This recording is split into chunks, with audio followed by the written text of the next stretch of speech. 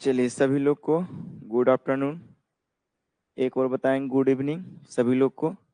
एक और बताएंगे आप लोग साउंड क्लियर है या नहीं, सब कुछ क्लियर है कि नहीं, सब कुछ दिखाई पड़ रहा है।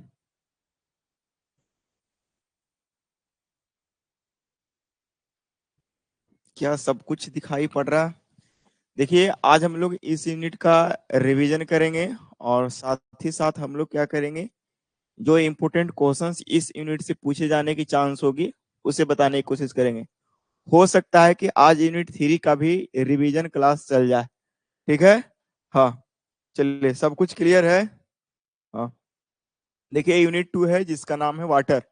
देखिए इस यूनिट से आपको जो इम्पोर्टेंट क्वेश्चंस देखने को मिलेंगे वो टोटल 6 इम्पोर्टेंट क्वेश्चंस यहाँ से देखने को मिलेंगे और ये 6 में से आपको एग्जाम में पूछे जाने की चांस होगी, नहीं तो नहीं पूछेगी, सीधा बात। अगर इस यूनिट से आपके एग्जाम में क्वेश्चंस बनेंगे तो टोटल 6 क्वेश्चंस बनेंगे, नहीं तो नहीं बनेंगे। देखो क्वेश्चंस को थोड़ा थोड़ा हिंट्स दे देंगे ताकि आप जब नोट्स को निकाल करके पढ़ोगे तो वो नोट्स से आपको रिवीजन करने में आसान होगा कि कौन से क्वेश्चंस को कितना मार्क्स में पूछेगा तो उसको किस तरीके से डिजाइन करके आंसर करना है ताकि आपको फुल मार्क्स मिल जाए। ठीक है ना। क्योंकि थियोरेटिकल पेपर है, मार्क्स कटने की चांस बहुत ज्यादा होती है, इस बात को आप ध्यान देंगे। पहला तो थ्योरेटिकल पेपर है, मार्क्स कटने का चांस तो होता ही है। दूसरा कि एक केमिस्ट्री है, डर सबको बना रहता है। तीसरा, बिहार बोर्ड वाले लोग को लैंग्वेज प्रॉब्लम होता है। ये 3 डर एक साथ आते हैं इस सब्जेक्ट में। ठीक है ना। तो तीनों डर को धीरे धीरे एलिमिनेट होगा, एक बार में खत्म नहीं होते। ठीक है ना।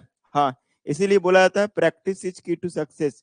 देखिए स्टार्ट करते हैं इंपोर्टेंट क्वेश्चंस में। आपको जो पहला जो इंपोर्टेंट क्वेश्चंस आएगा वो है, रुक जा, जो आपका पहला इंपोर्टेंट क्वेश्चन है,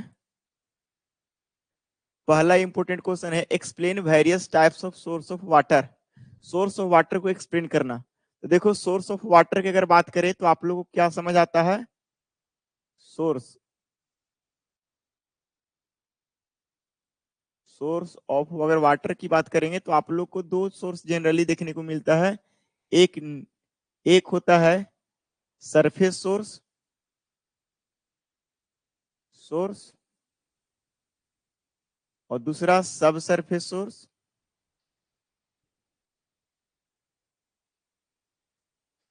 और तीसरा होता है कि एटमॉस्फेरिक सोर्स। ये सब नहीं याद रखो, या वेपर फॉर्म में रहता है वो सब चीज को याद नहीं रखो, प्लांटेशन में रहता है वो सब को याद नहीं रखो। यही दो सोर्स के बारे में बात करेंगे। और ये दोनों सोर्स जो होता है वो नेचुरल सोर्स ऑफ वाटर होते हैं। क्या होते हैं? Natural, natural source of, natural source होते हैं। तो ध्यान दीजिएगा, आपसे सवाल या तो नेचुरल सोर्स ऑफ वाटर कहे या सिर्फ सोर्स ऑफ वाटर कहे, आपको सिर्फ यही बताना है कि सरफेस सोर्स ऑफ वाटर होते हैं और सब सरफेस सोर्स ऑफ वाटर होते हैं।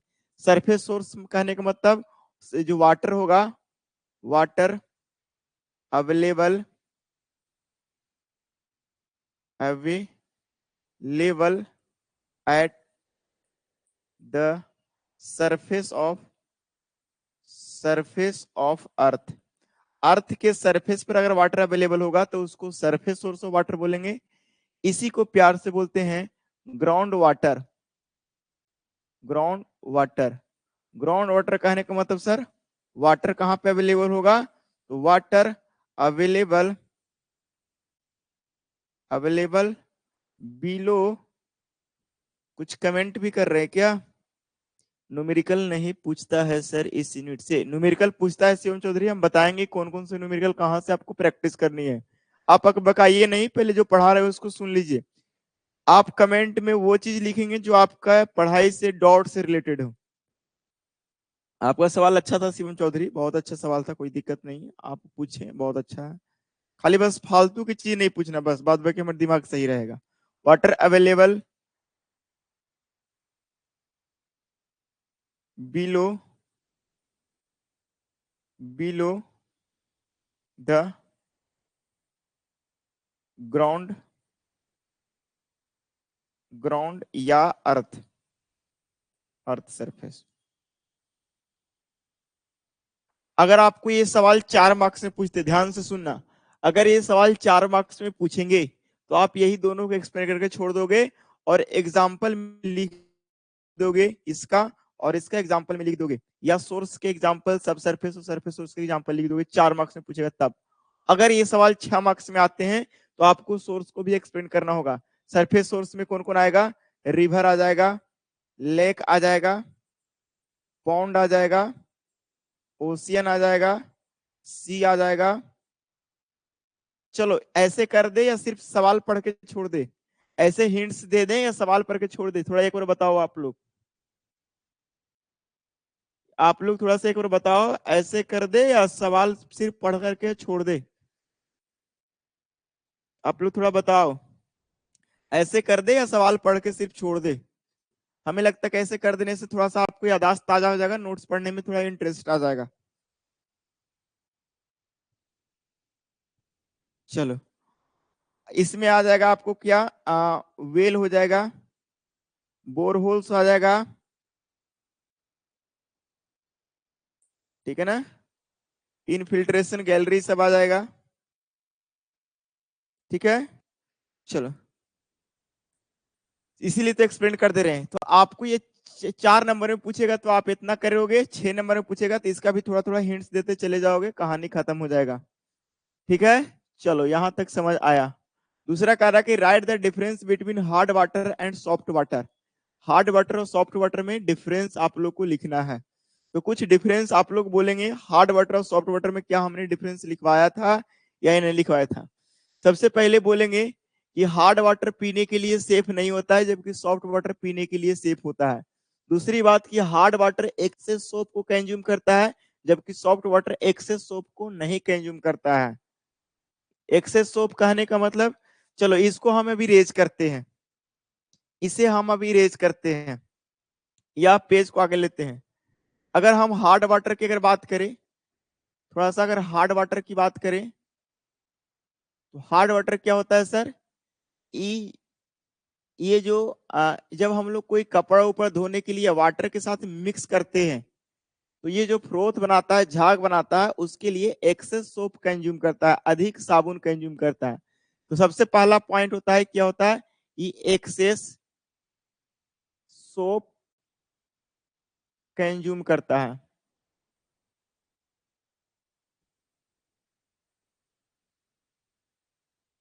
कंज्यूम करता है।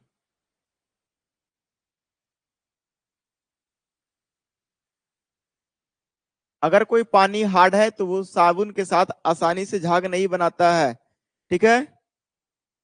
सर यूट्यूब पर होता है ये सब? नहीं, यूट्यूब पर कहाँ होता है? यूट्यूब पर कहाँ होता है रजनीश जी? इसी अंशु क्या कहना चाह रहा है सर? यूट्यूब पर होता है ये सब? नहीं, यूट्यूब पर नहीं, सिर्फ एप्लीकेशन में। पैसा दिया, मेहनत तुम, ठीक है। तो आप हार्ड वाटर, दूसरा ये हर एक काम के लिए सुटेबल नहीं होगा। इसमें क्या होगा? Hard water contain magnesium and calcium के carbonate, contain carbonate of, contain carbonate, carbonate, bicarbonate,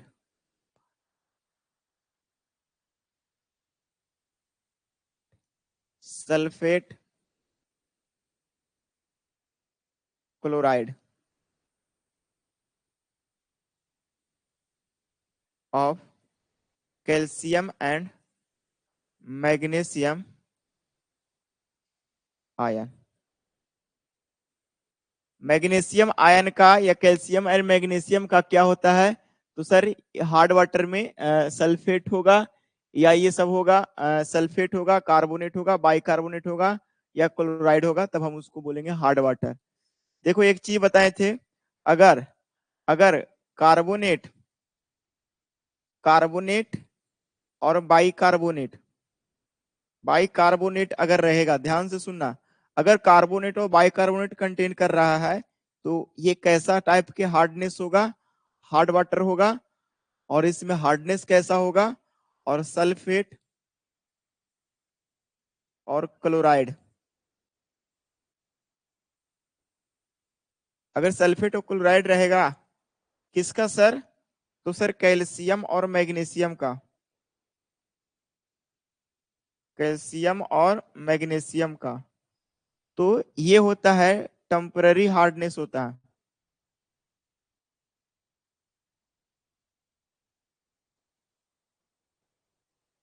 और ये होता है परमानेंट हार्डनेस।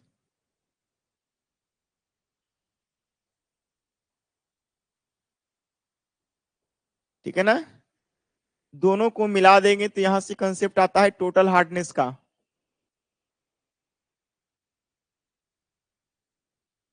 टोटल हार्डनेस का कॉन्सेप्ट आता है, टोटल हार्डनेस बराबर अगर बात करेंगे तो क्या होता है? Permanent hardness plus temporary hardness. Hardness तो एक चीज आप लोग को समझ आती है कि आपको यहां से कुछ कुछ चीजें हार्ड वाटर और सॉफ्ट वाटर में आप लोग को पता होना चाहिए। Permanent hardness plus temporary hardness, बहुत बढ़िया। I am means sir application पर ही होगा डीआरसी, सिर्फ एप्लीकेशन पर होगा। एक तरह से मैराथन है, ये समझो मैराथन ही है। डिटेल रिवीजन कोर्स एक तरह का मैराथन ही होता है। ठीक है ना? मैराथन हम इसलिए नहीं बोलते हैं क्योंकि इसको हम डिटेल में पढ़ाते हैं। हर एक क्वेश्चन को कॉन्सेप्ट वाइज ऑप्शन के थ्रू हम डिटेल में लेकर जाते हैं। ठीक है ना? हाँ, ये थियोरेटिकल पेपर है। चलो, तो आपको एक तरह से ये समझो कि आप क्या करोगे। जो आप रेगुलर लेक्चर में हम बताया था hard water and soft water में, आप डिफरेंस को याद कर लोगे। ठीक है ना? हम कुछ रेटिंग लगाएंगे कि यहां से क्वेश्चंस आते हैं। देखो, ये स्टार की रेटिंग यहाँ पे लगा रहे हैं, BOD and COD. BOD COD degree of hardness, ये तीन में हम स्टार लगा रहे हैं और डबल स्टार की रेटिंग दे रहे हैं। हालांकि सारे क्वेश्चंस पूछे जाते हैं इंपोर्टेंट है, लेकिन यहाँ पे जितना भी क्वेश्चंस लगाएगा इंपोर्टेंट ही है, लेकिन इसमें कुछ स्पेशल स्टार लगाए हैं जहां से पूछ जाने की प्रोबेबिलिटी मैक्सिमम होती है। ठीक है? तो बायोकेमिकल ऑक्सीजन डिमांड, कभी कभी इसको लिखते हैं बीओडी। बीओडी, अगर बीओडी का फुल फॉर्म पूछेगा तो बोलना बायोकेमिकल ऑक्सीजन डिमांड, ये करेक्ट है। जल्दीबाजी में बायोलॉजिकल ऑक्सीजन डिमांड भी लिख देगा तो सही है, बट मोस्ट करेक्ट जो होगा उसका full meaning, full name biochemical oxygen demand होगा। इसका मतलब होता है सीओडी, केमिकल ऑक्सीजन डिमांड। ठीक है ना? तो बताए थे डीओ कहने का मतलब dissolve oxygen, degree of hardness of water, ये चार का आप डिफाइन करोगे। ठीक है ना? देखो, डिजोल्व ऑक्सीजन कहने का मतलब हम बताए थे, डिजोल्व ऑक्सीजन कहने का मतलब ध्यान से सुनना, हम बताए थे कि पानी में कितना ऑक्सीजन घुला हुआ है।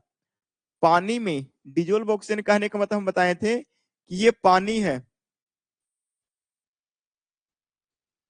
Sir WQI water quality index भी बोले थे इंपोर्टेंट है। हाँ, अभी अभी और क्वेश्चंस नहीं ना खुला है, देखो ना। देखो ध्यान से सुनना कि ये अगर पानी है और इस पानी में डिजोल्व फॉर्मेट में अगर ऑक्सीजन घुला हुआ है तो यही ऑक्सीजन को हम लोग बोलते हैं डिजोल्व ऑक्सीजन। और इसे कैलकुलेट करने के लिए बहुत सारे टेक्निक हम लोग पढ़े थे। ठीक है ना? अब यहाँ पे डिजोल्व ऑक्सीजन समझने के बाद हम लोग बात करेंगे केमिकल ऑक्सीजन डिमांड को समझने के लिए। तो केमिकल ऑक्सीजन डिमांड को समझने के लिए हम लोग थोड़ा सा सीखेंगे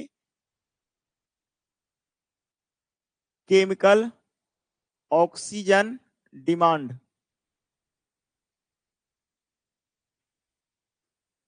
और एक होता है बायोलॉजिकल यानी बायोकेमिकल ऑक्सीजन डिमांड। ठीक है ना? दोनों को समझने की कोशिश करना, बीओडी और सीओडी। कम से कम ओरिजिनल कॉन्सेप्ट पता होना चाहिए, तो कुछ लिखेगा ना। देखो, अगर ये कोई पानी है, ध्यान से सुनना सब लोग, ये अगर पानी है तो इस पानी में क्या क्या होंगे? इस पानी में सर इम्प्यूरिटी होते हैं। इस पानी में क्या होंगे सर? इम्प्यूरिटी होंगे। इम्प्यूरिटी में क्या क्या होंगे? तो सर यहाँ पे होंगे सस्पेंडेड इम्प्यूरिटी होंगे। ध्यान से सुनना, सस्पेंडेड इम्प्यूरिटी होंगे। कभी कभी ये भी पूछेगा कि पानी में कौन कौन सी इम्प्यूरिटी, कौन कौन से फॉर्म में इम्प्यूरिटी होता है उसको बताना है। तो सस्पेंडेड इम्प्यूरिटी हो सकता है, और क्या हो सकता है, कोलाइडल फॉर्म में हो सकता है, और क्या हो सकता है, डिजोल्व फॉर्म में हो सकता है, डिजोल्व फॉर्म में हो सकता है कि नहीं, और क्या हो सकता है, ऑर्गेनिक मैटर हो सकता है,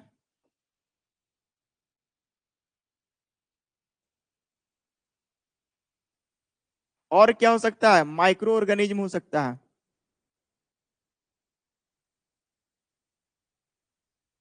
ठीक है ना, तो ध्यान से सुन लो।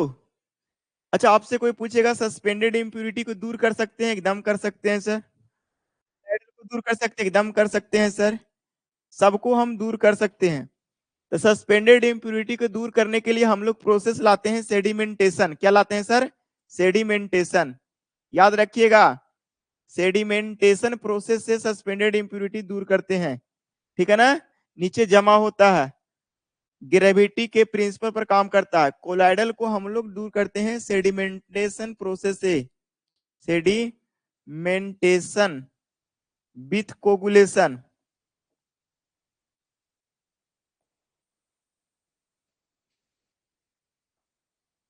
कोगुलेशन कहने का मतलब सर कुछ कोगुलेंट ऐड करते हैं, और कोगुलेंट में सबसे बढ़िया कोगुलेंट होता है जिसका नाम होता है एलम। तो अगर आपसे ये पूछेगा कि कोलोइडल या डिजोल्व इम्प्यूरिटी को दूर करने के लिए हम लोग, या कोलोइडल इम्प्यूरिटी को दूर करने के लिए जनरली हम लोग क्या करते हैं सर, एलम का यूज करते हैं। एलम जो होता है वो कोगुलेंट के जैसा काम करता है। तो अगर आपसे पूछेगा कि बताओ एलम जो होता है वो किसके जैसा बिहेव करता है, एलम का हिंदी देसी भाषा में कॉमन नेम होता है, व्यवसायिक नाम होता है फिटकिरी। तो इसका जो इस्तेमाल करते हैं कोगुलेंट में, कोगुलेंट क्या होता है, तो कोलाइडल या वेरी फाइन इम्प्यूरिटी, बोल सकते हैं कि वेरी फाइन इम्प्यूरिटी भी कभी कभी बोलेगा। कोलाइडल या वेरी फाइन इम्प्यूरिटी को दूर करने के लिए हम लोग यूज करते हैं सेडिमेंटेशन विथ कोगुलेशन। ठीक है, हाँ। तो यहाँ पे माइक्रो ऑर्गेनिज्म जब यहाँ पे है, ध्यान से सुनना, यहाँ पे इसके अंदर माइक्रो ऑर्गेनिज्म है, और क्या है सर, ऑर्गेनिक मैटर है। हमने बताया था माइक्रो ऑर्गेनिज्म है और ऑर्गेनिक मैटर है। अच्छा, ऑर्गेनिक मैटर है मतलब वो सड़ने लायक भी हो सकता है और सड़ने लायक नहीं भी हो सकता है। अगर हम बात करें ऑर्गेनिक मैटर की, अगर हम बात करें ऑर्गेनिक मैटर की, ओम की, ओम दो तरह के होते हैं, एक होते हैं नमः शिवाय, एक होता है नमः हनुमाय। नहीं, ओम दो तरह के होते हैं, एक होते हैं डिग्रेडेबल,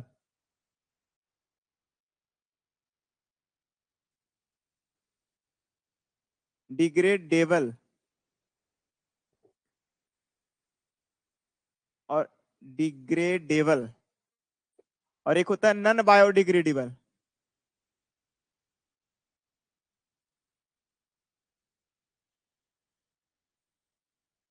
देखो डिग्रेडेबल का स्पेलिंग थोड़ा करेक्ट करके लिखेगा। तो देखो यहाँ पे बड़े ध्यान से सुनो, पानी में रहेगा तो ये दोनों माइक ऑर्गेनिक मैटर रहेगा, सड़ने वाला, डिग्रेडेबल कहने का मतलब ये सड़ने वाला भी हो सकता है, सड़ने वाला भी हो सकता है, और नहीं सड़ने वाला भी हो सकता है, नहीं सड़ने वाला। बायोडिग्रेडेबल कहने का मतलब सड़ने लायक और नहीं सड़ने लायक। ध्यान से सुनना, ऑर्गेनिक मैटर जो इस पानी में होगा वो दोनों तरह के होंगे, या तो बायोडिग्रेडेबल होगा या तो नॉन बायोडिग्रेडेबल होगा। तो बायोकेमिकल ऑक्सीजन डिमांड जो डिफाइन होते हैं वो ऐसे ऑर्गेनिक मैटर जो क्या है सर, बायोडिग्रेडेबल है, बायोडिग्रेडेबल, यानी बोल सकते हैं कि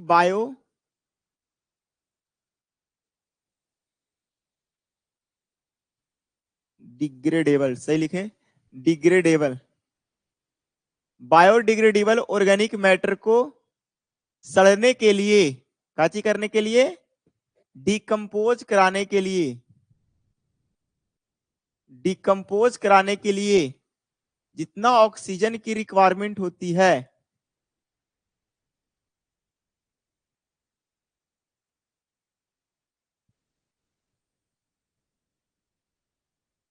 अमाउंट ऑफ डिजोल्व ऑक्सीजन, या amount of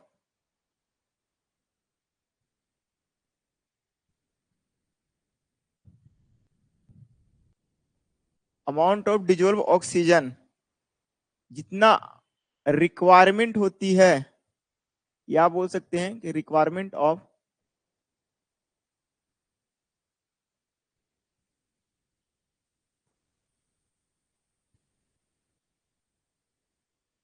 amount of dissolve oxygen, जितना डिजोल्व ऑक्सीजन की रिक्वायरमेंट होती है वही डिजोल्व ऑफ ऑक्सीजन की अमाउंट को हम लोग बोलेंगे बीओडी। समझ आया? बीओडी का मतलब बायोडिग्रेडेबल ऑर्गेनिक मैटर को सड़ने के लिए जितना अमाउंट ऑफ डिजोल्व ऑक्सीजन की रिक्वायरमेंट होगी वही अमाउंट ऑफ डिजोल्व ऑक्सीजन को बोलेंगे बायोकेमिकल ऑक्सीजन डिमांड। समझ आया ये चीज को? बोलो ये चीज समझ आया? यस सर समझ आया। यहाँ पे केमिकल ऑक्सीजन डिमांड में क्या होता है, तो सर इसमें भी क्या होते हैं सर, ये अगर पानी है इसमें भी क्या होंगे सर, ऑर्गेनिक मैटर होंगे कि और क्या होंगे सर, माइक्रो ऑर्गेनिज्म होंगे। अब बताओ ऑर्गेनिक मैटर में हमने बताया दो तरह का, एक बताए सर बायोडिग्रेडेबल, एक पढ़ाए बायोडिग्रेडेबल, और एक पढ़ाए नॉन बायोडिग्रेडेबल।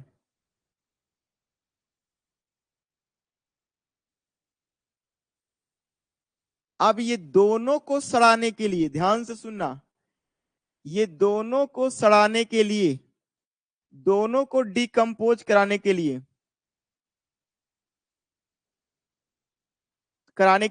जो ऑक्सीजन की रिक्वायरमेंट होगी, कौन ऑक्सीजन सर, डिजोल्व ऑक्सीजन की रिक्वायरमेंट होगी, उस डिजोल्व ऑक्सीजन के हम लोग यानी बोल सकते हैं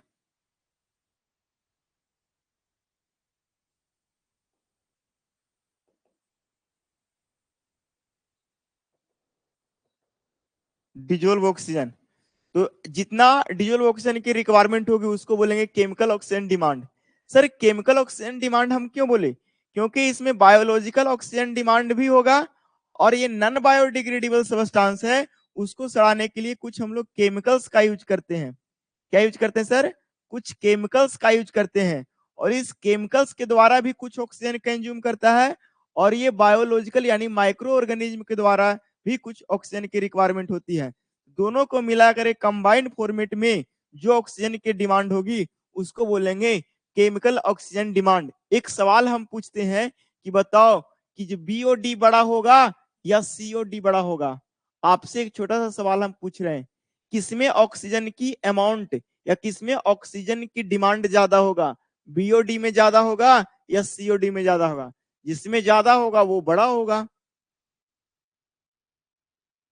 चलो कॉन्सेप्चुअल क्लियरिटी लेकर जाना आज। बताओ किसमें ऑक्सीजन की डिमांड ज्यादा होगी, बीओडी में या सीओडी में? और बोल रहा है पुष्कर, बोल रहा है सीओडी, अंशु बोल रहा है बीओडी, 250 ग्राम, मिथुन आर्या बोल रहा है ये तो अलग लीजेंड है, कोई फिक्स क्वांटिटी थोड़ी है। सोनम बोल रहा है बीओडी में। देखो बीओडी में सिर्फ और सिर्फ ऑर्गेनिक मैटर को सड़ाने के लिए कह रहा, और इसमें ऑर्गेनिक मैटर में सॉरी बीओडी में सिर्फ और सिर्फ बायोडिग्रेडेबल ऑर्गेनिक मैटर को सड़ाने की बात कर रहा, और इसमें ये तो सड़ावे करेगा, साथ ही साथ नॉन बायोडिग्रेडेबल को भी सड़ाने के लिए जो केमिकल यूज करेंगे उसमें जितना ऑक्सीजन रिक्वायरमेंट होगी, दोनों को समेशन करके जो ऑक्सीजन की रिक्वायरमेंट होगी तब होगा केमिकल ऑक्सीजन डिमांड। अब हम पूछ रहे हैं कि ऑक्सीजन ज्यादा एकरा में लगेगा कि एकरा में लगेगा, तब तो सर सीओडी होगा, यानी सर आपकी सही जवाब होगा सीओडी केमिकल ऑक्सीजन डिमांड। समझ आया? Yes sir. अच्छा एक चीज बताओ, ये ऑक्सीजन डिमांड जितना ज्यादा इसमें ऑर्गेनिक मैटर होगा उतना ज्यादा ऑक्सीजन की रिक्वायरमेंट होगी कि नहीं? तो यहां से एक सवाल पूछते हैं कि अगर ऑर्गेनिक मैटर ज्यादा है, अगर ऑर्गेनिक मैटर ज्यादा है तो बीओडी भी क्या होगा, ज्यादा होगा, ऑक्सीजन की ज्यादा रिक्वायरमेंट होगी ना? बोलो अगर ऑर्गेनिक मैटर ज्यादा होगा तो आपकी बीओडी भी क्या होगा, ज्यादा होगा, बायोलॉजिकल ऑक्सीजन डिमांड भी ज्यादा होगा। अगर ऑर्गेनिक मैटर कम है तो क्या होगा, अगर ऑर्गेनिक मैटर ज्यादा है तो सर सीओडी भी ज्यादा होगा। यानी कहने का मतलब हम बोल सकते हैं कि ऑर्गेनिक मैटर इस बात को डिपेंड करता है, या अगर हम बोले, अगर हम ऐसा बोले कोई पानी है उसका बीओडी हाई है, हम बोल रहे हैं सुनो कोई पानी है उसका बीओडी उच्च है, ज्यादा है बीओडी, तो आप क्या समझेंगे? सर हम यही समझेंगे ओकरा में ऑर्गेनिक मैटर ज्यादा है, तभी तो ज्यादा ऑक्सीजन की रिक्वायरमेंट हो रही है। हाँ सर, कहानी खत्म। ठीक है, चलो।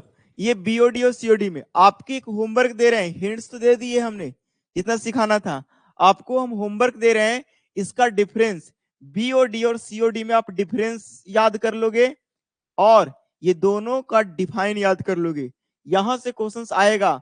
और साथ ही साथ बीओडी को कैलकुलेशन करने के लिए एक न्यूमेरिकल्स जरूर बना लेना, जो आपको यहाँ पे रेगुलर क्लास में करवाया गया था, इससे बेस्ट न्यूमेरिकल जरूर कर लेना। हम देखो ये लास्ट में सिलेबस पढ़ा दिए, सिलेबस को संभाल करके आपको दे रहे हैं, ऑलरेडी सिलेबस कंप्लीट कर दिया, अब सिलेबस को संभाल करके दे रहे हैं, आप एग्जाम तक ले जाओ। इसको कैसे ले जाओगे? माइक्रो करके नहीं ले जाने बोल रहे हैं, ठीक है। हाँ चलो, सिग्निफिकेंस वही तो बोले, बीओडी सीओडी को आप बेहतर अंदाज में कवर करोगे। इसके अलग अलग रूपों में क्वेश्चंस मॉडिफाई कर सकता है, लेकिन original content original concept same रहेगा।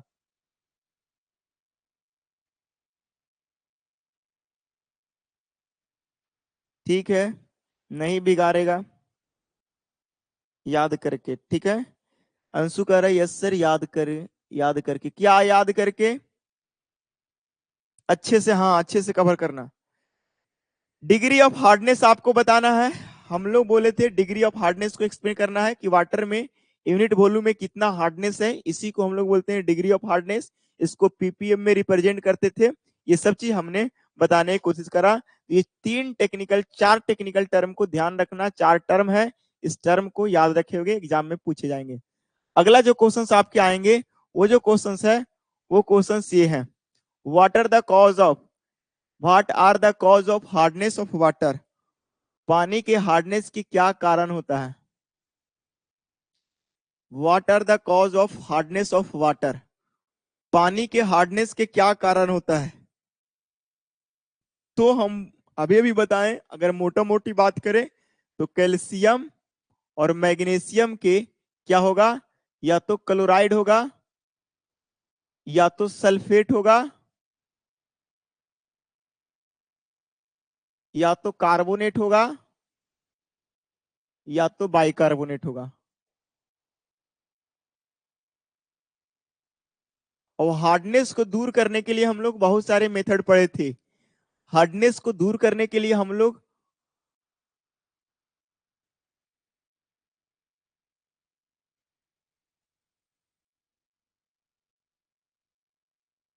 एलिमिनेशन ऑफ हार्डनेस या रिमूवल,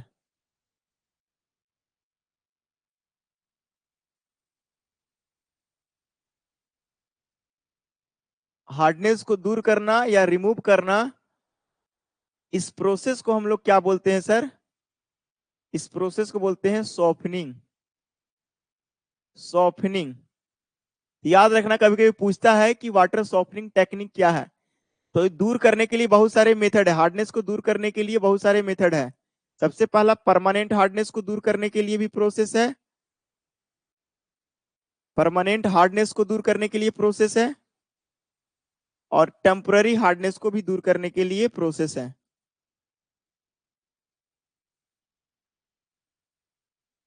टेम्पररी हार्डनेस को भी दूर करने के लिए प्रोसेस है। टेम्पररी हार्डनेस को दूर कर देते हैं बॉइलिंग प्रोसेस से, एडिंग लाइम प्रोसेस से,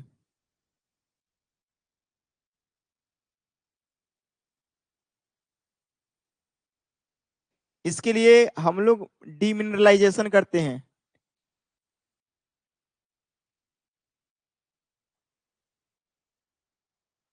आयन एक्सचेंज प्रोसेस लगाते हैं,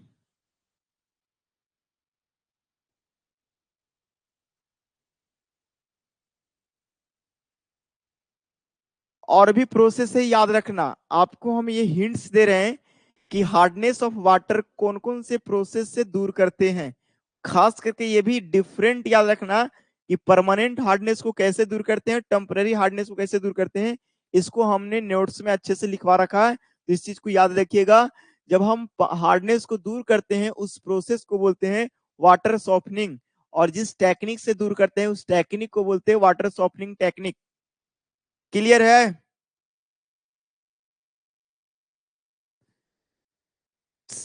सर ट्रिक बता दीजिए याद करने के लिए, वजह तुम हो। अरे ये सब पढ़े हो तो सब ट्रिक कभी काम नहीं करता, ट्रिक उसी दिन भूल जाओगे ना जिस दिन जरूरत होगा। ठीक है ना? हाँ, तो ट्रिक से तो ज्यादा इंजीनियर कभी ट्रिक से याद नहीं चीजों को रखता। इतना ट्रिक हो जाएगा ना कि सब ट्रिक को भी याद रखने के लिए एक ट्रिक की रिक्वायरमेंट होगी, जरूरत पड़ेगी। इसीलिए टेंशन नहीं लो, कॉन्सेप्ट वाइज बढ़िया से याद रखो। हाँ, आपको लगता है कि हम ट्रिक से याद रखते हैं तो अपने से ट्रिक क्रिएट कर लो, और जो हम बताए हैं ट्रिक वजह तुम हो तो भी लिख दो कि कार्ब इसमें वजह क्या है, कैल्शियम और मैग्नीशियम है। ठीक है। आगे करेंगे what do you mean by disinfection of water explain in brief. इसको एक्सप्लेन करना है और दो मेथड को एक्सप्लेन करना है।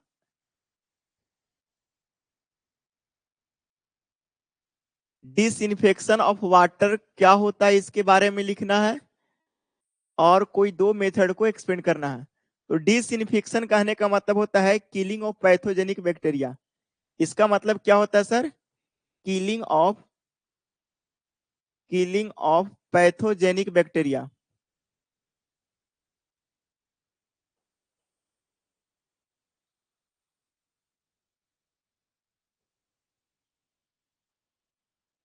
पैथोजेनिक बैक्टीरिया को जो मारने की प्रोसेस है उसको बोलेंगे डिसइंफेक्शन। और डिसइंफेक्शन करने के लिए बहुत सारे प्रोसेस है, दो ये प्रोसेस के एक्सप्लेन करने के लिए कहेगा। तो क्लोरीनेशन हम बताए थे, क्लोरीनेशन बताए थे, और क्या बताए थे सर? बहुत तरह से हम लोग किए थे, ओजोन प्रोसेस से भी कर रहे थे, ओजोन के थ्रू भी कर रहे थे। ठीक है ना? लाइम ऐड करके भी कर रहे थे। अलग अलग प्रोसेस से हम लोग क्या करते हैं, डिसइंफेक्शन कर रहे थे।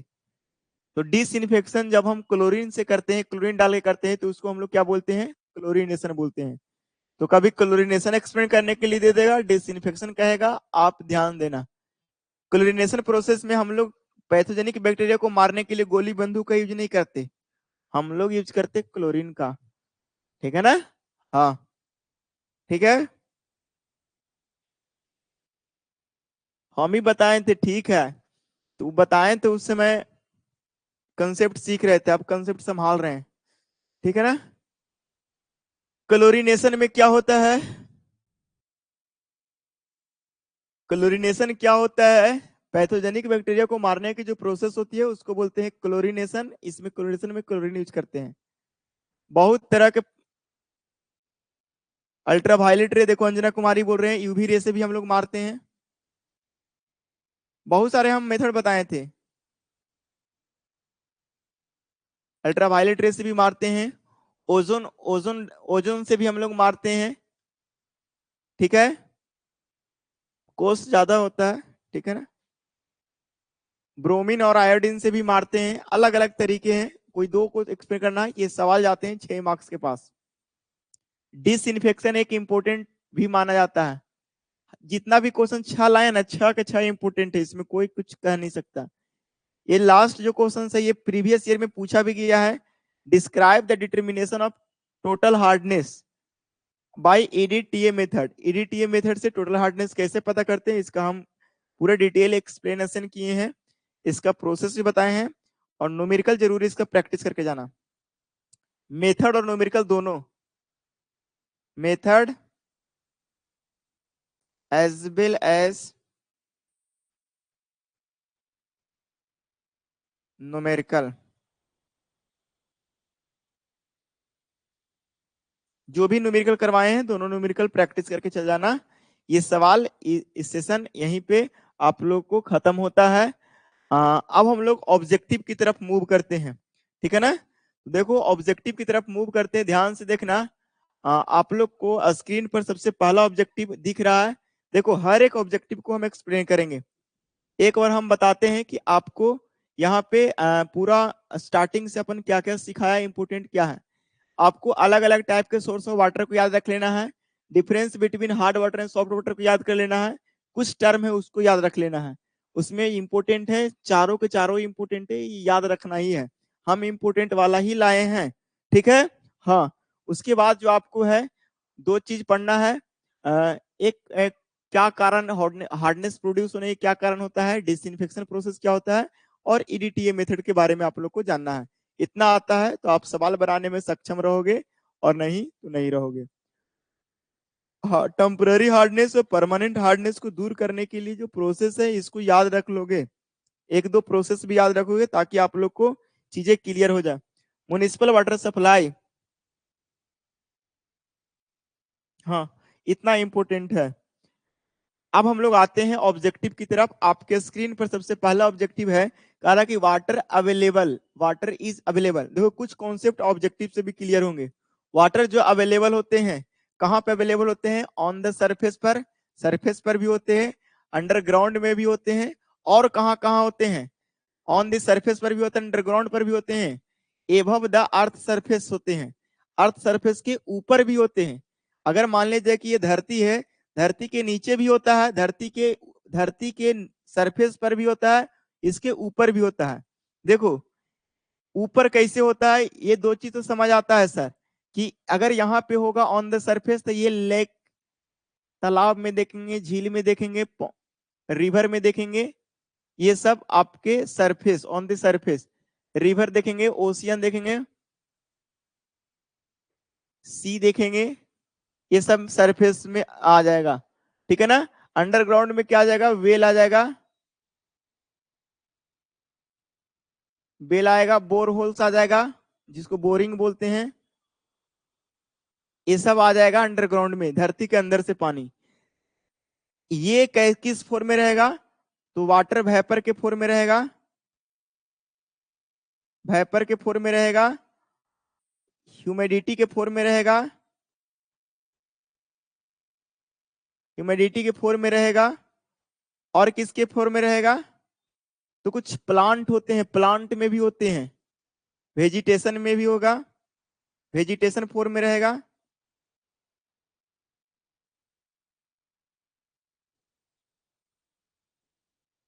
तो ये सब फॉर्म में रहेगा ऊपर। तो हम हर एक ऑप्शन को एक्सप्लेन करने की कोशिश कर रहे हैं, ठीक है ना। तो ये सब बहुत लेस अमाउंट में रहता है, वेरी लेस अमाउंट में होता है। ये दोनों सोर्स को ही हम लोग बोलते हैं नेचुरल सोर्स ऑफ वाटर।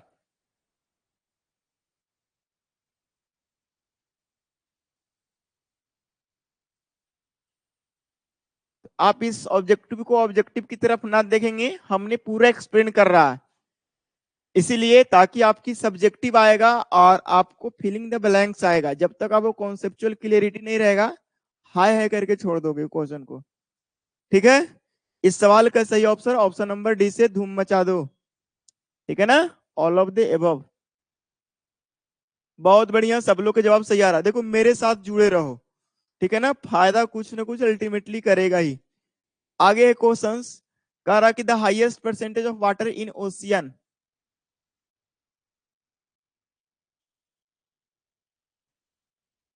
आए कह रहा कि the highest percentage of water occurs in, सबसे ज्यादा परसेंटेज जो पानी का कहां पे होते थे, बोले कि लिविंग ऑर्गेनिज्म में बहुत कम होता है बाबू।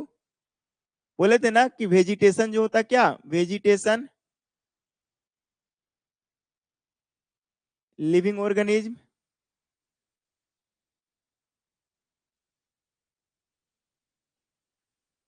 ठीक है ना, ये सब प्लांट वेजिटेशन भी होगा, एनिमल भी हो जाएगा, सब में होता है ना। अरे तू आदमी, तुम लोग आदमी है ना, अरे तोनी में पानी नहीं है, नहीं बचपन में क्लास में चिढ़ाता था, जो मोटा आदमी रहता तो बोलता खाली पानी से भरल है, ऐसा नहीं करता था, जो दवाई खाओ फैट को, ऐसा ऐसा बोलता था हम लोग।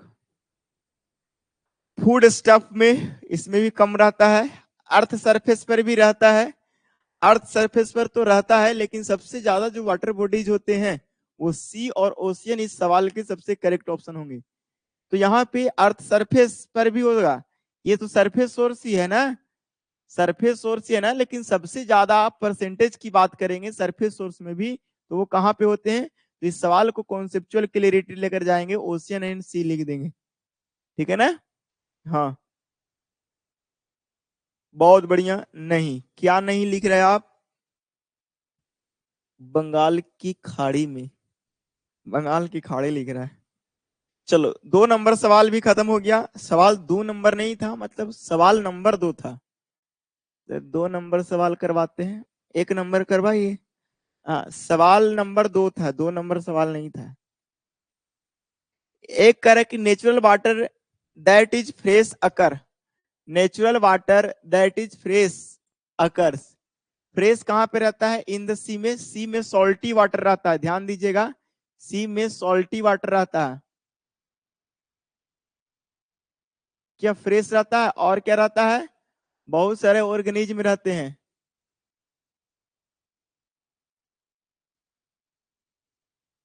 एक्वेटिक लाइफ जिसको बोलते हैं, एक्वेटिक। अरे यार,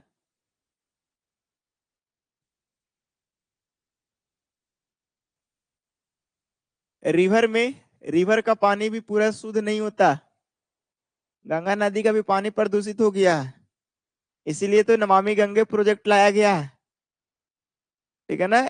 इसमें भी क्या होता है, बहुत सारे वेजिटेशन ये सब रहता है, ये भी इम्प्योर रहता है। एयर मॉइस्चर में, इसमें भी पॉल्यूटेड रहता है, अदर गैसेस मिला होता है, वाटर विथ डिफरेंट गैसेस।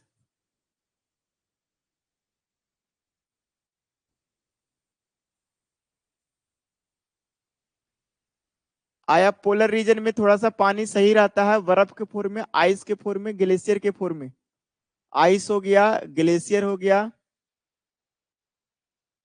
ये सब के फॉर्म में पानी शुद्ध रहता है। तो सवाल के अनुसार ऑप्शन नंबर सी सही होगा, पोलर रीजन में। ठीक है ना? हम हर एक ऑप्शन को एक्सप्लेन करने की कोशिश कर रहे हैं, ध्यान से सुनना सब लोग। आगे कह रहा है कि the most impure form of water containing soluble salt, सबसे ज्यादा इम्प्योर फॉर्म ऑफ वाटर जो कंटेन करता है सोलेबल साल्ट, यानी घुलनशील लवण जिसको बोलते हैं, घुलनशील लवण। बिहार बोर्ड वाले लोग के लिए लिख दे रहे हैं, अंग्रेजी बोर्ड वाला थोड़ा सा खरखा मत बनेगा। घुलनशील लवण सबसे ज्यादा कौन से पानी में आपको देखने को मिलेगा? रेन वाटर में नहीं sir, rain water purest form of water माना जाता है, फॉर्म ऑफ वाटर माना जाता है। हम कमेंट अभी देखेंगे, जिसको जो लिखना है वो लिखेगा। बहुत बढ़िया।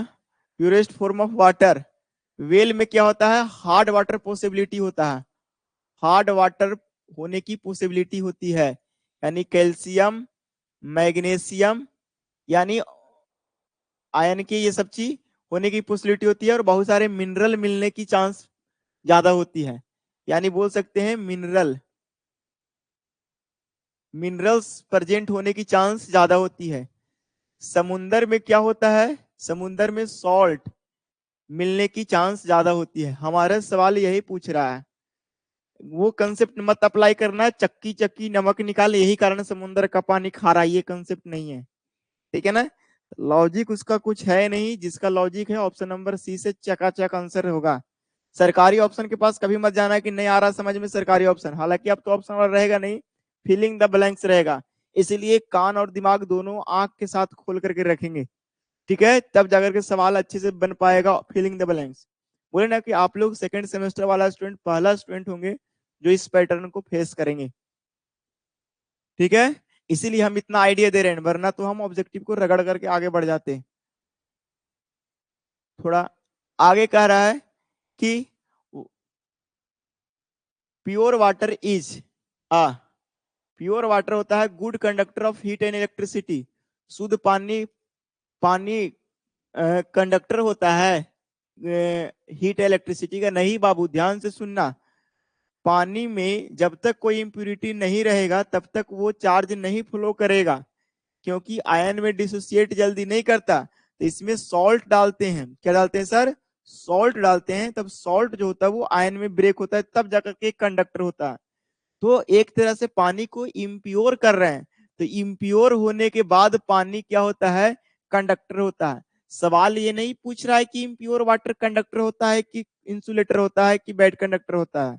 सवाल ये पूछ रहा है कि प्योर वाटर के बारे में कुछ बताओ जो स्टेटमेंट दिया हुआ है। तो आप बोलेंगे कि प्योर वाटर जो होता है वो बैड कंडक्टर होता है, यानी पुअर कंडक्टर होता है, उतना बढ़िया कंडक्टर नहीं होता है हीट और इलेक्ट्रिसिटी का, यानी ऑप्शन नंबर ये।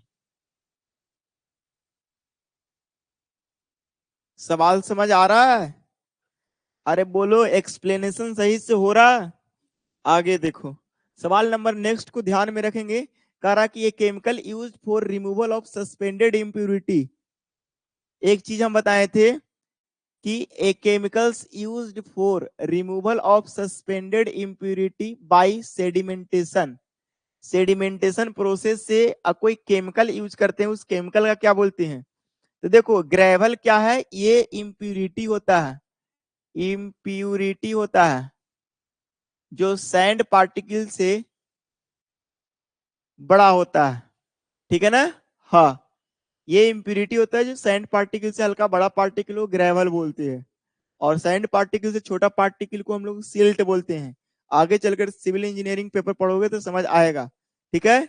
ब्लीचिंग पाउडर क्या होता है? तो ब्लीचिंग पाउडर एक डिसइंफेक्टेंट होता है, इसका यूज करते हैं डिसइंफेक्शन करने में, डिसइंफेक्शन करने में, यानी पैथोजेनिक बैक्टीरिया को तड़पा तड़पा करके मारने के लिए जहर का काम करता है, ये जहर है। एलम, अभी अभी बताएं कि एलम का यूज करते हैं हम लोग सेडिमेंटेशन विथ कोगुलेशन में, यानी सेडिमेंटेड सेडिमेंटेड या कुछ सेडिमेंटेड इम्प्यूरिटी को हम लोग दूर करने के लिए यूज करते हैं, किसका? तो सर इसका, एलम का। तो कभी भी सरकारी ऑप्शन के पास नहीं जाओगे, इस सवाल का सही ऑप्शन होगा ऑप्शन नंबर सी, चकाचक।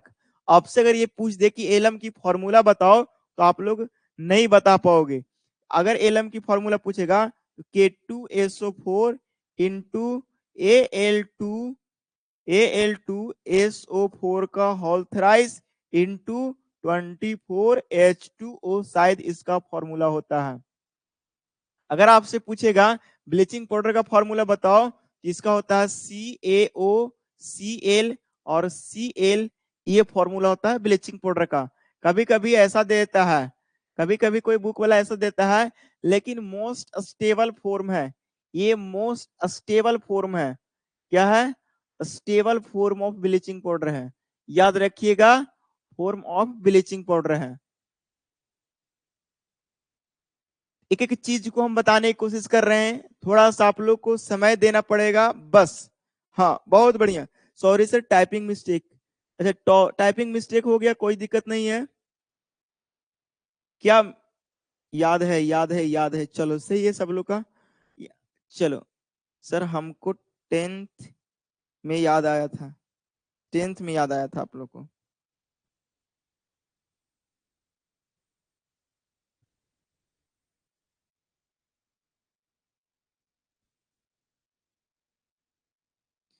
आगे देखेंगे, सवाल नंबर नेक्स्ट, बोलो यहां तक हर एक ऑप्शन क्लियर है कि नहीं? चलो, सॉरी बोलने की कोई जरूरत नहीं, टाइपिंग मिस्टेक हो गया, ये सबसे होता है, ठीक है ना? हाँ, बस ना चीजें ना पढ़ाई से डिविएट होकर के बात करते तो दिक्कत होता थोड़ा, बात बाकी हम भी इंसान है, आप भी इंसान है, मिस्टेक आपसे भी होगा हमसे भी होगा, इसमें कोई बहुत बड़ी चीज नहीं है, ठीक है? हाँ, गलती इंसाने से ना होता है, गलती गलती रिपीट नहीं होना चाहिए। ये सोर्स ऑफ हार्ड वाटर का सोर्स कहाँ पे होता है, ये चीज हम बताने की कोशिश इसके जस्ट पहले वाला ऑप्शन में किए थे कि हार्ड वाटर का सोर्स आपको कहाँ कहाँ से मिलता है। तो सर, रेन रेन वाटर में होता है, वेल वाटर में होता है, डिस्टिल्ड वाटर में होता है, ऑल ऑफ द अबव। देखो, डिस्टिल्ड वाटर जो होता है वो सबसे प्योरेस्ट फॉर्म ऑफ वाटर होता है, यानी मिनरल इसमें होता ही नहीं है, यानी फ्री फ्रॉम मिनरल होता है, फ्री फ्रॉम मिनरल। और जब मिनरल होगा ही नहीं तो हम कैसे बता सकते हैं कि हार्ड वाटर हार्ड है? क्योंकि हार्डनेस होने के लिए कोई ना कोई मिनरल्स होनी चाहिए, कोई ना कोई सॉल्ट होनी चाहिए, जो कि है नहीं। अच्छा, रेन वाटर क्या होता है? ये तो sir purest form of water होता है,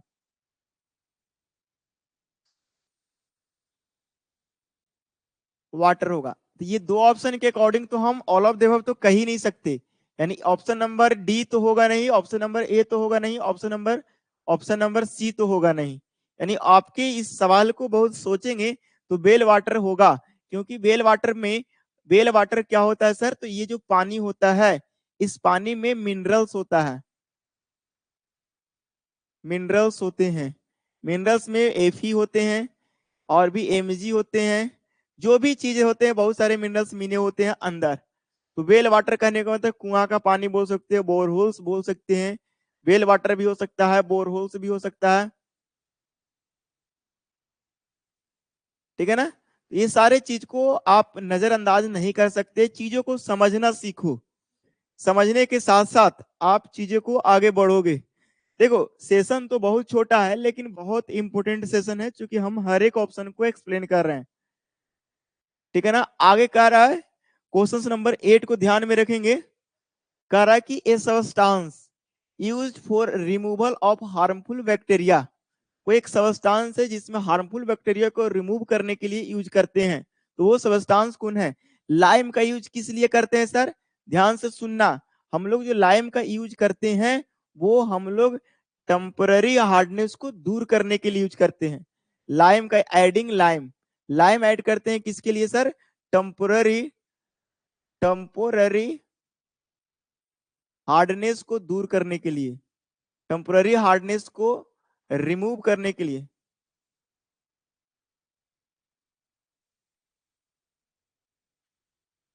removing of temporary hardness, temporary hardness को दूर करने के लिए हम लोग लाइम का यूज करते हैं, लाइम ऐड करते हैं। पोटेशियम क्रोमेट, क्लोरीन, देखो पोटेशियम डाइक्रोमेट का भी यूज हम लोग करते हैं बैक्टीरिया को रिमूव करने के लिए। इसका भी सवाल, इसका भी यूज करते हैं बैक्टीरिया को रिमूव करने में, और इसका भी यूज करते हैं। यानी दो ऑप्शन है, तो कभी कभी लाइम का भी यूज कर लेते होंगे, तो लाइम का ड्यूल नेचर होगा। यानी दो तो कंफर्म है, इसका भी यूज करते हैं हम लोग किसमें? डिसइंफेक्शन में, डिसइंफेक्शन, और इसका भी यूज करते हैं डिसइंफेक्शन में। यानी ऑप्शन नंबर, ये दो ऑप्शन सही है तो ऑप्शन नंबर डी सही होगा। इस सवाल का सही उत्तर ऑप्शन के अकॉर्डिंग ऑप्शन नंबर डी। यानी लाइम का भी यूज करते हैं टेम्पररी पीरियड के लिए, बैक्टीरिया को रिमूव करने के लिए। हार्मफुल बैक्टीरिया को ही हम लोग बोलते हैं पैथोजेंस। इसीलिए कभी कभी जानते हैं कि सर हम चापाकल का पानी पीते हैं और मेरे पास आरओ वारो नहीं है। हाँ ठीक है, हम भी चापाकल का पानी पीते हैं, हमारे पास भी आरओ वारो नहीं है। कहना क्या चाहते हो? इस इस सर केमिकल प्योर वाटर तो हेल्थ के लिए अच्छा नहीं होता। केम तो फिर केंट आरओ वाले क्यों पीते हैं? बाबू केंट आरओ वालों केमिकली प्योर वाटर नहीं करता। कौन बोला केंट आरओ केमिकली प्योर करता है? उसमें देखता है कि जब केंट आरओ वाला वहां पे मशीन होगा तो उसमें लिखा रहता है टीडीएस, टीडीएस, टीडीएस, ध्यान से सुनना। टीडीएस कहने का मतलब होता है टोटल डिजोल्व सॉलिड।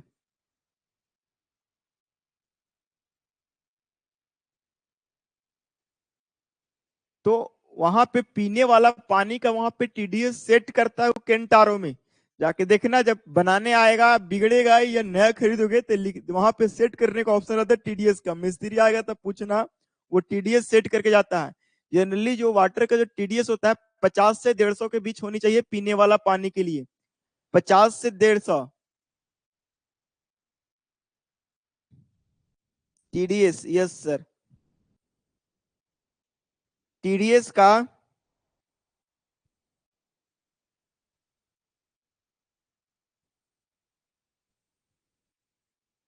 50 से 150 होता है। टीडीएस जो बढ़िया पानी पीने के लिए जो होता है उसका टीडीएस होता है 50 से 150। हमेशा देखना कि जो पीने वाला पानी जब सेट करेगा तो देखना कि 90 से 100 के आसपास टीडीएस सेट करता है। वो डिपेंड करता है कि वहां पे जो टोटल डिजोल्व सॉलिड है उसमें कौन कौन सी इंप्यूरिटी है, उसके अकॉर्डिंग वहां पे टीडीएस मिस्त्री आकर के सेट करता है पीने लायक पानी में। तो कभी भी ये मत सोचना किंटारो जो होता है वो केमिकली प्योर पानी करता है, केमिकली प्योर नहीं करता बाबू। ठीक है, समझ आया चीजें को? किनका सवाल था पता भी नहीं चला। सर आज स्टेडियम भरा हुआ है, स्टेडियम तो खचाखच भरा रहेगा, टेंशन नहीं लेना। जब पता है ना कि जब ज्यादा तेज भूख लगता है तो दोनों हाथ तुम लोग लगा देता है खाने के लिए, हैं?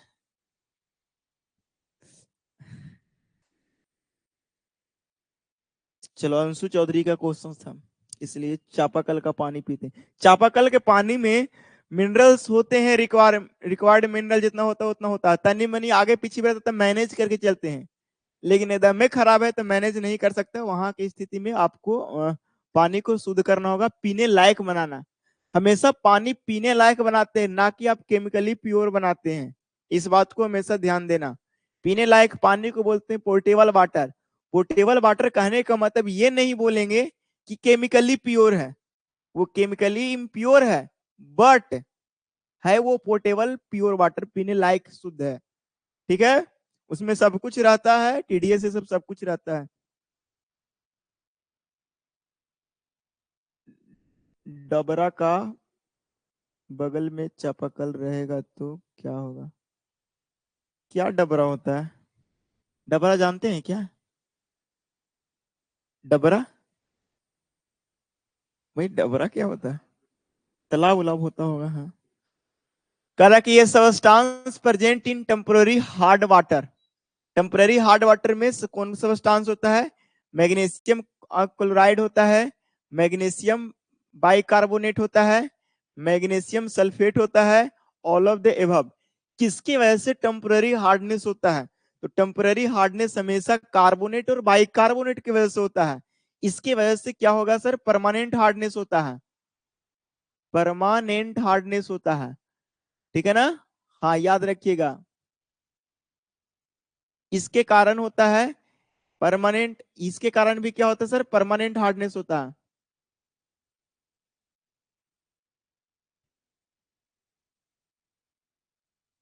और बाइकार्बोनेट और कार्बोनेट, ये दोनों की वजह से क्या होता है सर? टेम्पररी हार्डनेस होता है।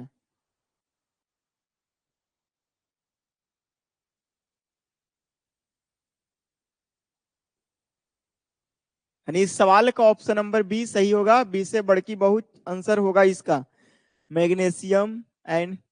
हाँ बहुत बढ़िया। ऑप्शन के अकॉर्डिंग यहाँ पे होगा, सरकारी ऑप्शन के पास सोच समझ के जाना, क्योंकि अब आपके तो ऑप्शन खत्म हो गया। आप filling the blanks, statement, true false, match the following, इस टाइप के क्वेश्चंस आपको रहेंगे, जो कि आपकी मॉडल जो जारी किया था उसका एग्जाम ऑलरेडी हुआ है 6 सेमेस्टर का।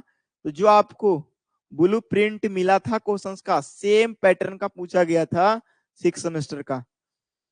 ठीक है, हाँ।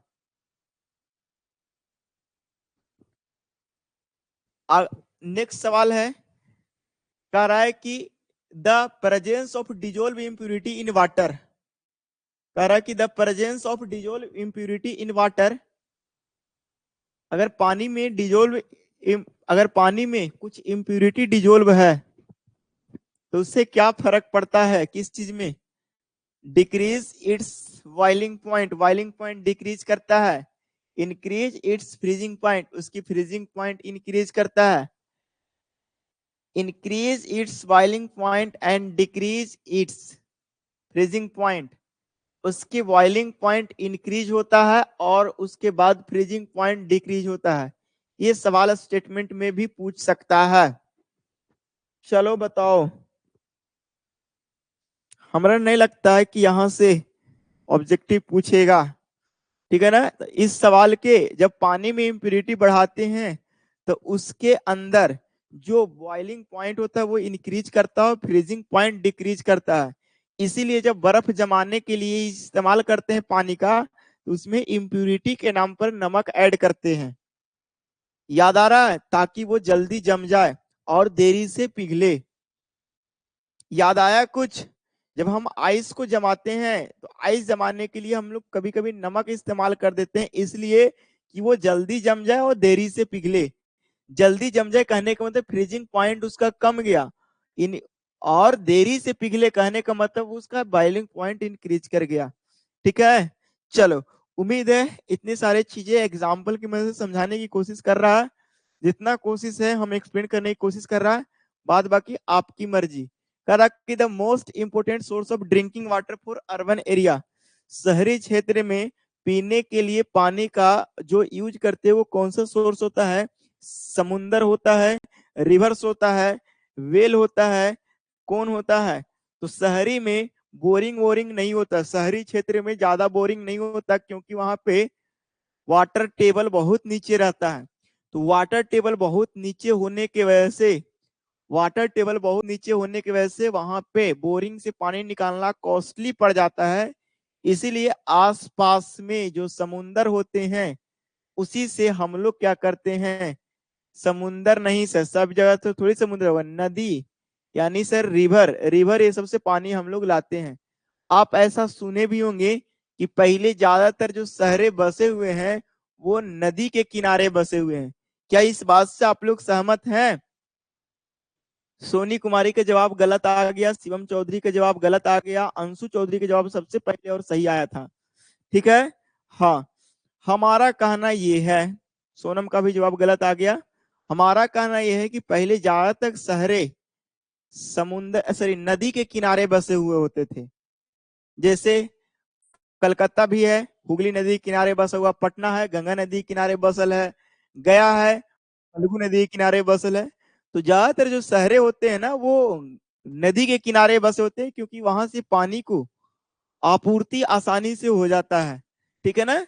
तो हम लोग जो शहरी क्षेत्र में लार्ज स्केल में जो पानी का यूज करते हैं वो रिवर एंड लेक, नदी और झील से हम लोग करते हैं। ये बात याद रखिएगा। ये छोटे एरिया में जैसे गांव देहात विलेज विलेज में बोरहोल्स या वेल का यूज करते हैं। समुंदर का इस्तेमाल हम लोग नहीं करते हैं पीने के लिए पानी में। ठीक है ना? हाँ, ननब देवक का कोई मतलब है नहीं। तो इस सवाल का सही उत्तर हो जाएगा ऑप्शन नंबर बी से बड़की बहू। ठीक है, दरभंगा कौन नदी के किनारे बसा है? तुमने बताएगा, सबके हम याद कर ले, बताओ। जितना हमारा याद था उतना बोल दिए। मतलब एग्जाम्पल हम देकर समझाने की कोशिश कर रहे थे। हमारा इंटेंशन ये नहीं था कि तुमको सारा नदी ये बता दे कि कौन शहर कौन सा नदी किनारे बसा हुआ। ठीक है ना? और याद करने की इच्छा है तो सर्च करके देख लो। कह रहा कि the cation exchange resin process किस ग्रुप के अंदर आता है? तो याद करने वाला चीजें हैं, एसिडिक ग्रुप के अंदर आता है, एसिडिक ग्रुप के अंदर आता है। ठीक है, तो ये एक इंफॉर्मेटिव क्वेश्चन था। कोनो नदी नहीं है तो पानी नहीं पीते हैं हम लोग। कोनो नदी नहीं है तो पानी नहीं पीता है तू लोग? हैं, बोरिंग करके पानी पियो। जब नदी नहीं है तो हमरो तो घरवा कोई नदी के किनारे नहीं बसल है, हमारे घर अहरा के किनारे बसल है। तो हम लोग पानी नहीं पीते हैं? पीते हैं भाई। जब तक पिएंगे नहीं तब तक फिर जिएंगे कैसे? तो जीने के लिए पीना जरूरी है, समझ जाओ। ठीक है, आगे है, देखो खत्म हो गया। चलो, सवाल अभी भी और बचा हुआ था, लेकिन 20 सवाल लाए थे। बोर्ड कह रहा है कि अभी रुक जाओ, अभी हमको ठंडा होने दो। कुछ तो हुआ।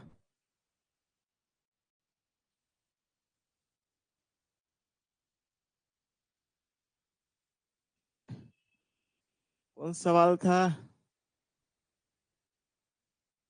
12 नंबर सवाल हुआ था अभी। क्या करे? नेक्स्ट सवाल।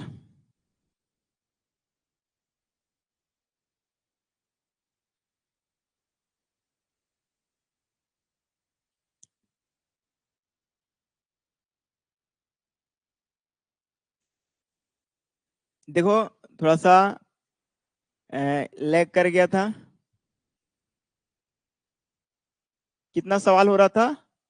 12। सवाल नंबर 13 की तरफ मूव करते हैं। सवाल नंबर हम 13 की तरफ मूव करते हैं। इस सवाल नंबर क्या है? 13 है। सवाल नंबर 13 आप लोग देखेंगे कह रहा कि which of the following element cause hardness in water. Hardness of water के लिए कौन सा एलिमेंट रिस्पॉन्सिबल होता है? तो कैल्शियम और मैग्नीशियम जो होता है वो हार्डनेस ऑफ वाटर के लिए रिस्पॉन्सिबल होता है। तो याद रखिएगा, कभी भी गलत फहमी में ये सब याद नहीं, ये सब नहीं कर लीजिएगा, ठीक है ना। 13, बहुत बढ़िया। सवाल नंबर नेक्स्ट आता है आपको।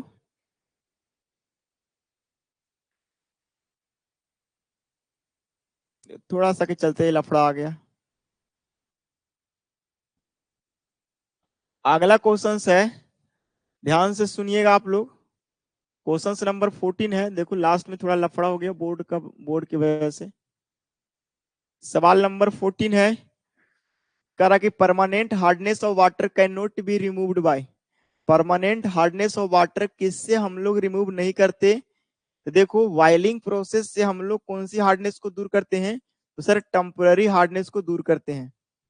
वाइलिंग प्रोसेस से हम लोग कौन सी हार्डनेस को दूर करते हैं सर? तो सर टेम्पररी हार्डनेस को दूर करते हैं।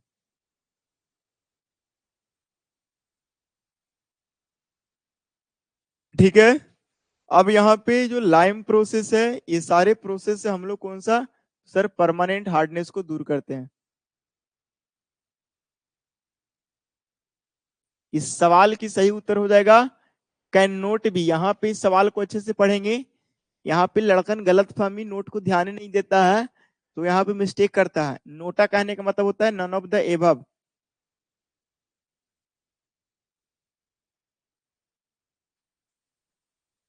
ठीक है, इस सवाल का ऑप्शन नंबर सी से चकाचक होगा। ठीक है। हाँ, सवाल नंबर नेक्स्ट मूव करते हैं। सवाल नंबर 15 है, तारा की ईडीटीए जो मेथड होता है।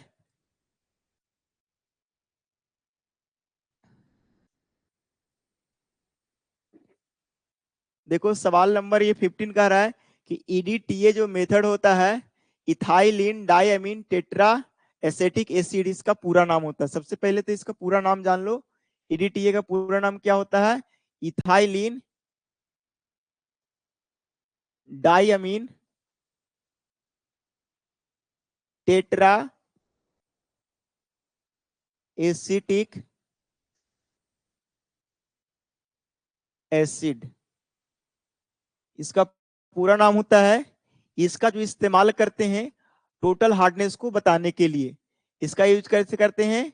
डिटर्मिनेशन ऑफ, यूज किस लिए करते हैं? तो determination of total hardness. Total hardness को डिटरमाइन करने के लिए, पता लगाने के लिए हम लोग इसका इस्तेमाल करते हैं। इसमें जो इंडिकेटर यूज करते हैं, इंडिकेटर जो यूज करते हैं जिसका नाम है ईबीटी। ईबीटी इंडिकेटर यूज करते हैं जिसका पूरा नाम होता है इरियो इरियो EIRO या erio chrome black, eriochrome black T, eriochrome black T as a indicator use करते हैं। ठीक है ना, ये सब कुछ याद रखना। तो टेम्पररी हार्डनेस के लिए करते हैं, यस सर करते हैं। परमानेंट हार्डनेस के लिए करते हैं, यस सर करते हैं। दोनों के लिए करते हैं, यस सर दोनों के लिए करते हैं। अल्कलिनिटी के लिए करते हैं, नहीं सर ऑप्शन नंबर डी तो पहले खत्म हुआ।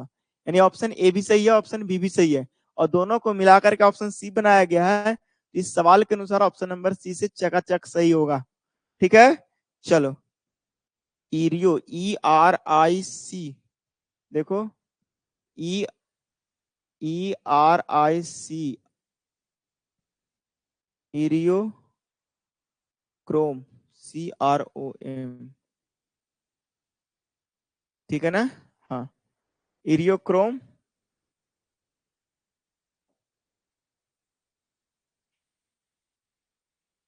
Eriochrome black T.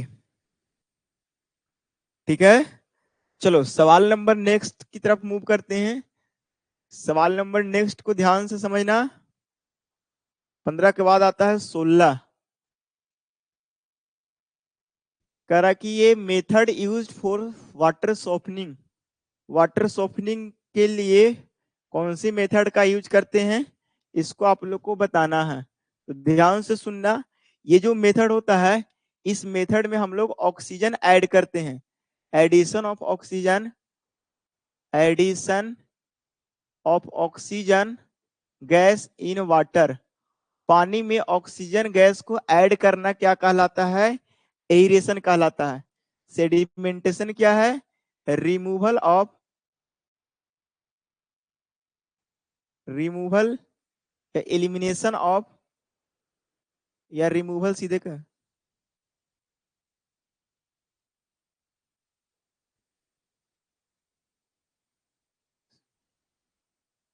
सस्पेंडेड और एंड कोलाइडल इम्प्यूरिटी।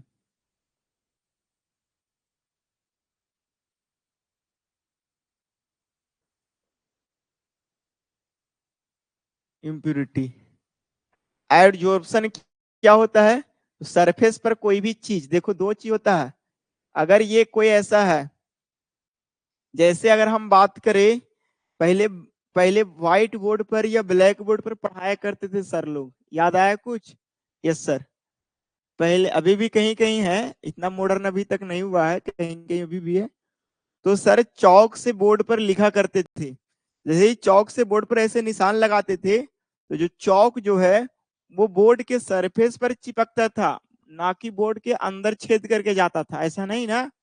तो किसी सरफेस पर आकर के जो चिपकने की जो प्रोसेस होती है उसको बोलते हैं एडजॉर्प्शन, और सरफेस को छेद करके अंदर जब घुस जाता है तो उस प्रोसेस को बोलते हैं एब्जॉर्प्शन। तो दो प्रोसेस होती है, एक होती है एडजॉर्प्शन और एक होती है एब्जॉर्प्शन। तो यहाँ पे कह रहा एडजॉर्प्शन मतलब सिर्फ ऊपर ऐड होता है, अंदर पेनिट्रेट करके नहीं जाता, ठीक है। तो एडजॉर्प्शन प्रोसेस से तो हम लोग करते नहीं है, यानी हम लोग आयन एक्सचेंज प्रोसेस से हम लोग क्या करते हैं सर, हार्डनेस को दूर करते हैं, और हम लोग आयन एक्सचेंज प्रोसेस से परमानेंट हार्डनेस को दूर करते हैं। परमानेंट हार्डनेस को क्या करते हैं सर, परमानेंट हार्डनेस क्या करता है सर, हार्डनेस रिमूव होता है, क्या होता है, रिमूव होता है। और एक चीज हम बताए थे कि जब हार्डनेस रिमूवल प्रोसेस को ही हम लोग क्या बोलते हैं सर, सॉफ्टनिंग, सॉफ्टनिंग। जरा बताओ, यहां पे पूछ क्या रहा है सर, सॉफ्टनिंग, तो इसके लिए सही ऑप्शन ऑप्शन नंबर सी हो जाएगा। समझ आया sir? Is the example of absorption sambar, sambar, हाँ बहुत बढ़िया, इडली सांभर, बहुत बढ़िया, बहुत बढ़िया। हम लोग जो लीपा पोती वाला क्रीम लगाते हैं ना फेस पर, वो हो गया एब्जॉर्प्शन का एग्जाम्पल, होता है ना। हाँ, वैसलीन हो गया, वो कौन कौन प्लस माइनस होता है लगाने वाला, हाँ, लवली तबली होता है, फेरा लवली, सब कुछ कुछ होता है, वो सब तुम लोग जानवे करता है सब। खैर उस समय बकैती काटने से कोई विशेष फायदा होने वाला है नहीं, लास्ट मोमेंट है। आगे देखो, carbon dioxide in water will be, जब पानी, पानी में जब कार्बन डाइऑक्साइड होगा तो क्या होता है, ध्यान से सुनना। जब पानी में, ध्यान से सुनना, जब पानी में हम लोग क्या लगाते हैं सर,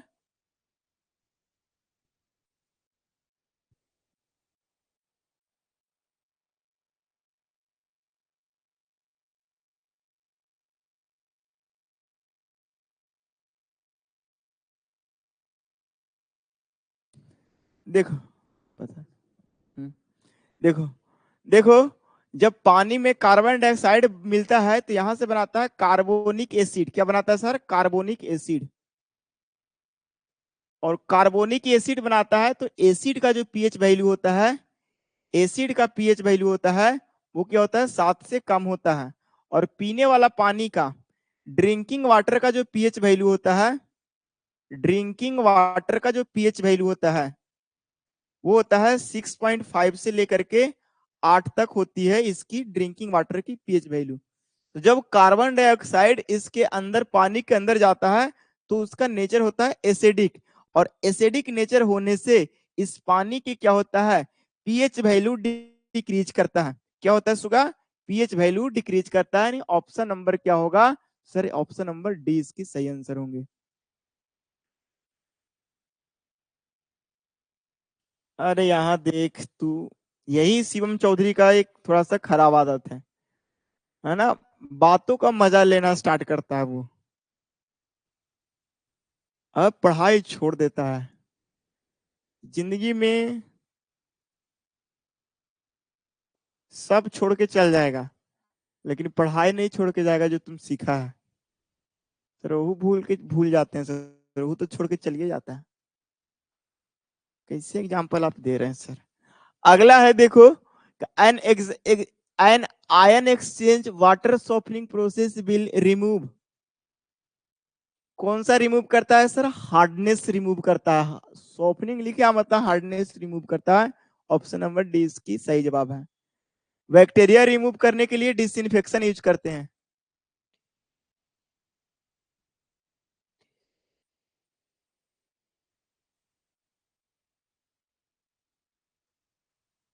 ठीक है,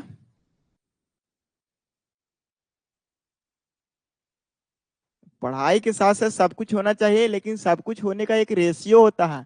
उस रेशियो में पढ़ाई सबसे ज्यादा रेशियो में होता है। कैसे तुम पढ़ा रे केमिस्ट्री, सबका कंपोजिशन समझता है ना। अगर कोई भी चीज अगर एक फिक्स प्रपोर्शन में नहीं रहेगा तो उसका रिजल्ट बेकार होगा। मानते हैं दूध में पानी होता है, इसका मतलब ये नहीं कि 1 लीटर दूध में तू 10 लीटर पानी मिला देगा। सबका एक रेशियो होता है बाबू, ठीक है ना। हाँ, एक प्रपोर्शन होता है, उस प्रपोर्शन में ही सब कुछ अच्छा लगता है, ठीक है ना। जैसे, चलो बकैती नहीं काटेंगे। Calcium oxide is also called, देखो कैल्शियम ऑक्साइड CaO होता है, इसको जब पानी से रिएक्शन कराते हैं तो क्या बनता है सर, CaOH का होल ट्वाइस बनता है। ध्यान से सुनना, CaOH का होल ट्वाइस बनता है। इसको हम लोग बोलते हैं क्विक लाइम, क्या बोलते हैं सर, क्विक लाइम। और इसको हम लोग बोलते हैं हाइड्रेटेड लाइम।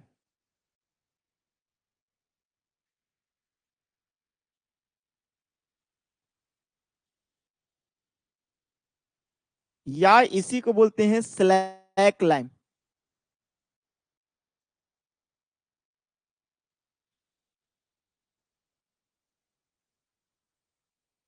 स्लैक्ड मतलब होता है ढीला लाइम।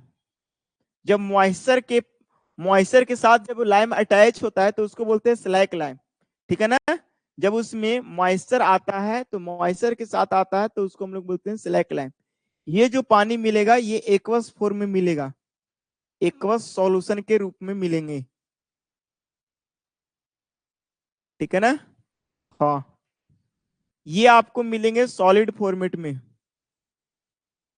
इसको बिहार बोर्ड वाला बोलता है कली चूना,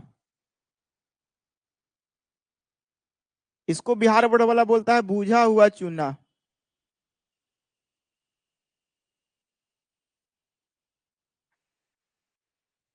और जब हारता है कोई तो लगाते हैं बुझा हुआ चूना उसको, ठीक है ना। काली चूना लड़कन मस्ती के मूड में है भाई, कुछ कर नहीं सकता, कुछ कर नहीं सकता, कुछ कर नहीं सकता। कह रहा है कि the chemical formula of alum is, alum का केमिकल फॉर्मूला क्या होता है, K2SO4 इंटू Al2SO4 का होल थ्राइस इंटू 20H2O, नहीं, ये एलएम का फॉर्मूला होता ही नहीं, ये भी एलएम का फॉर्मूला होता ही नहीं। ऑप्शन नंबर सी इस सवाल का सही उत्तर होगा, K2SO4 इंटू Al2SO4 का होल थ्राइस इंटू 24H2O, ये एलएम का फॉर्मूला होता है। इस सवाल का सही ऑप्शन हो गया। अब इस सवाल के लिए आपके पास, ठीक है ना, सही उत्तर जांचने के लिए आपके पास सही उत्तर का एक सेट है। ये आपकी हो गई आंसर। और आप लोग बताएं कि कितना कॉन्फिडेंस से कितना सवाल आप लोग बनाए थे। ये आपकी हो गई उत्तर इस सवाल का। अरे रे रे रे रे, गलत तरीके से कॉपी हो गया। चलो, ये हो गया। ठीक है। और एक थैंक यू वाला ऐड करना होता है। क्या हो गया?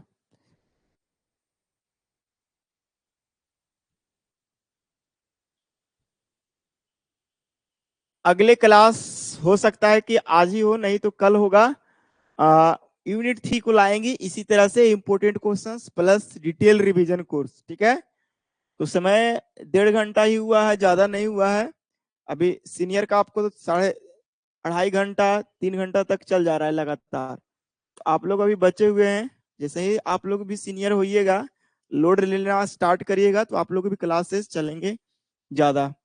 सर फॉर्मूला वही रहेगा तो।